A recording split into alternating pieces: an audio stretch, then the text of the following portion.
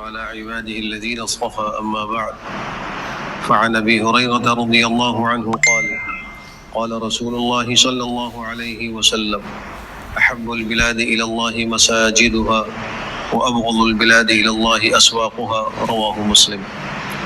حضرت ابو ہریرہ رضی اللہ عنہ سے مروی ہے، رحمت عالم صلی اللہ علیہ وسلم نے ارشاد فرمایا کہ آبادیوں میں سب سے زیادہ پسندیدہ حصہ اللہ کے نزدیک ان کی مساجد ہیں، اور آبادیوں میں سب سے زیادہ ناپسندیدہ حصہ ان کے بازار ہیں۔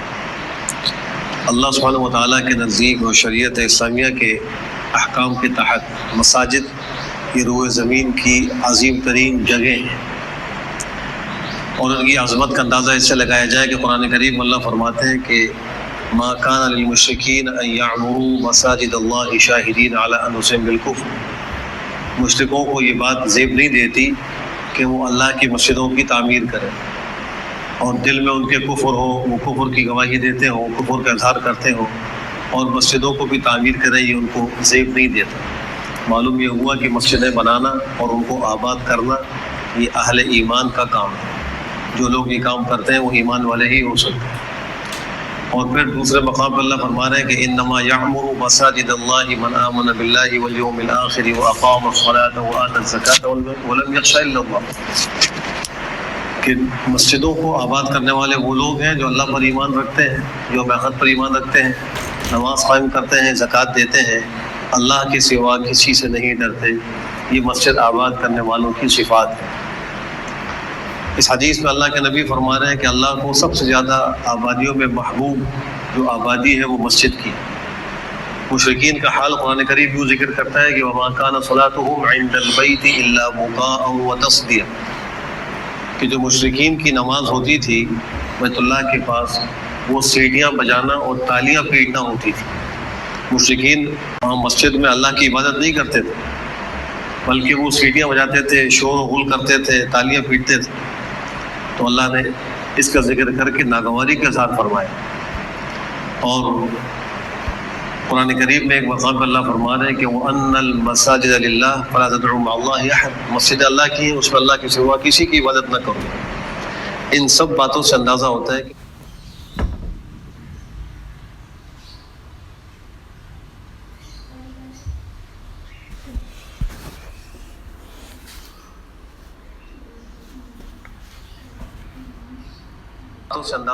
کہ مسجدوں کی بڑی عظمت ہے۔ حدیث شریف میں اللہ کے نبی نے فرمایا کہ کوئی شخص کچا پیاز اور لہسن کھا کر مسجد نہ آئے، یہ اس لیے فرمایا کہ اس کی بو سے نمازیوں کو تکلیف ہوگی، فرشتوں کو تکلیف ہوگی، ایسا کام نہیں کرنا چاہیے۔ تو مسجد میں ہر وہ کام جو نمازیوں کی یا فرشتوں کی اذیت کا باعث ہو وہ منع ہے اور مسجد کی عظمت کے خلاف ہے۔ ایسے ہی یہ جو کہا گیا کہ جب مسجد میں آؤ تو 2 رکعت تحیۃ المسجد پڑھو، یہ بھی مسجد کی عظمت کی وجہ سے ہے۔ اس لیے مسئلہ سمجھ لیں کہ جب نفل کا وقت ہو تو پھر یہ 2 رکعتیں پڑھنی چاہیے، اگر نفل کا وقت نہ ہو تو 2 رکعتیں نہیں پڑھنی چاہیے، بلکہ بیٹھ کر تسبیحات وغیرہ کر لینی چاہیے، یہ اسی کی قائم مقام ہو جائے۔ مثلا فجر کی نماز کا جو وقت ہے، اگر کوئی شخص گھر سے سنتیں پڑھ کر آ رہا ہے تو پھر مسجد میں آ کر وہ 2 رکعت نفل نہ پڑھے، بلکہ وہ خاموشی سے بیٹھ کر اپنے معمولات میں لگ جائے۔ اور ایسے ہی عصر کی نماز کے بعد اگر کوئی شخص باہر سے مسجد آ رہا ہے، مغرب سے پہلے پہنچ رہا ہے، تو وہ بھی نفل نہ پڑھے، اس لیے کہ عصر کے بعد بھی نوافل منع ہے۔ باقی جمعے کی نماز میں جو ایک صحابی کے آنے پر اللہ کے نبی صلی اللہ علیہ وسلم نے خطبہ روک کر ان کو 2 رکعتیں پڑھنے کا حکم دیا تھا، تو اس کی مخصوص حکمتیں تھیں۔ ایک تو یہ کہ آپ نے خود تو ان کے لیے روک دیا تھا، خطبے کو جاری نہیں رکھا تھا۔ دوسرے، آپ ان کا حال صحابہ کے سامنے واضح کرنا چاہتے تھے، وہ بڑے مفلوق الحال تھے اور وہ مدد کے محتاج تھے، تو آپ چاہتے تھے کہ صحابہ دیکھیں کہ اس کو مدد کی ضرورت ہے، اور اس کا نتیجہ یہی ہوا کہ صحابہ نے اس جمعے کی نماز کے بعد ان کو اپنی چادریں، کپڑے جو دے سکتے تھے وہ تعاون کیا۔ تو یہ ان کو 2 رکعتیں پڑھوانے کا مقصد تھا۔ اب بعض لوگ اس سے یہ سمجھتے ہیں کہ جب بھی کوئی مسجد میں آئے تو 2 رکعتیں ضرور پڑھیں اور اس کو واجب کی طرح سمجھتے ہیں، یہ طریقہ ٹھیک نہیں ہے۔